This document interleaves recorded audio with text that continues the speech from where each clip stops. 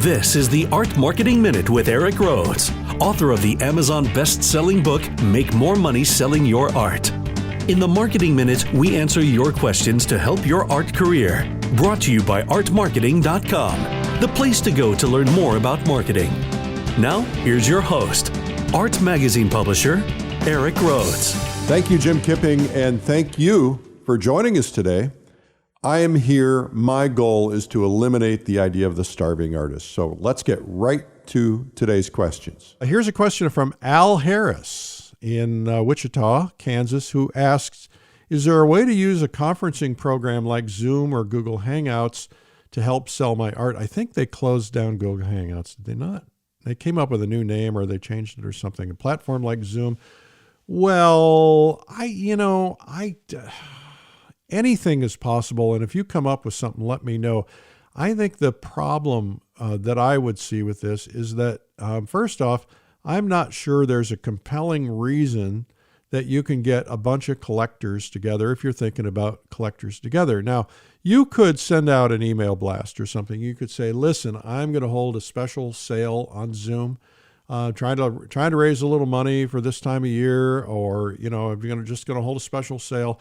And I'm inviting you guys to come, and I'm going to review some of my works, and maybe we'll do a little bit of an auction or something. You could try that. I don't know if I would attend it or not. I might, but anything is possible. And the one thing I've learned over these massive amounts of decades that are piling up on my back is that just when I think there's an idea that won't work, somebody comes up and does it. So I'd like to see you innovate that, Al. And I don't know the answer for you, but Zoom is a wonderful platform. I hold cocktail parties on Zoom once every month or two. We paint along together. It's a great opportunity to communicate with people and just talk to people. And maybe, if nothing else, you could just say, hey, I want to get together with some of my collectors and have you get to know each other. And, you don't have to try to sell something. They're going to appreciate you out of the goodness of your heart. So you try something like that. You got to have a list of people that you're going to invite, though, and that's all about trying to build up your list. And I think that's an important thing to be doing. List building is probably the number one exercise that I recommend for every artist because it's free. It doesn't take any effort. It takes a little effort. And, if you get 10 or 20 names a month, you're golden. I mean, if these are people who really are potential buyers, 10 or 20, you might not sell 10 or 20 paintings a year. So that's a pretty cool thing. So I would recommend starting with list building. And then once you've got a list, you start getting to know your list, get them to know you, and then maybe you invite them to something like this.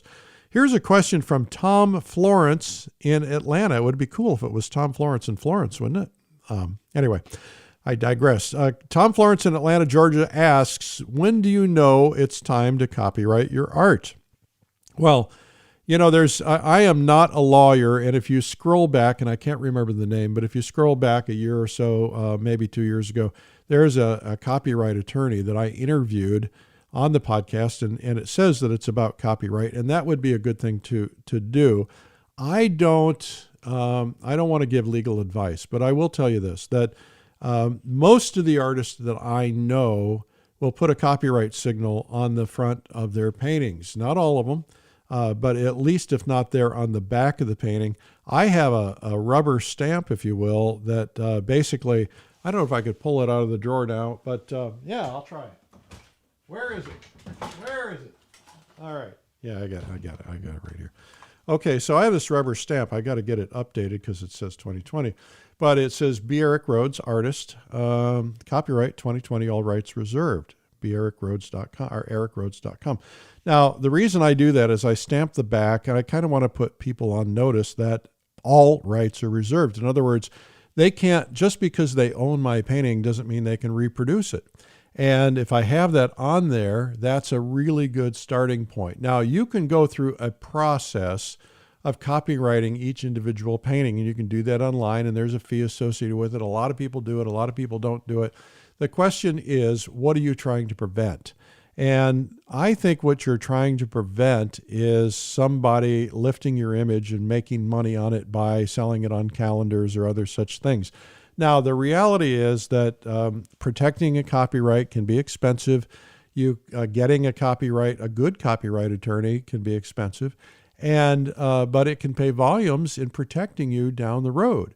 Now, I had a buddy. We were walking through this mall, and there's an art gallery there that he used to be in. I walked by and I said, "Hey, you still in that art gallery?" He says, "No." I said, "Well, they still get your work on the wall." He said, "No, they don't have any of my work." And I said, "Well, let's go in and see." So there were like 30 of his paintings on the wall, and he just was quiet. I said, "Tell me about the artist." They said, "Oh, that's so-and-so." They mentioned his name. And I said, "Well, this is the artist right here." And I introduced him. "Oh, it's nice to meet you, blah, blah, blah." They didn't have any idea they were doing anything wrong. They had bought him out of a catalog. They had been copied. Somebody had seen him online. They copied the paintings from the pictures online.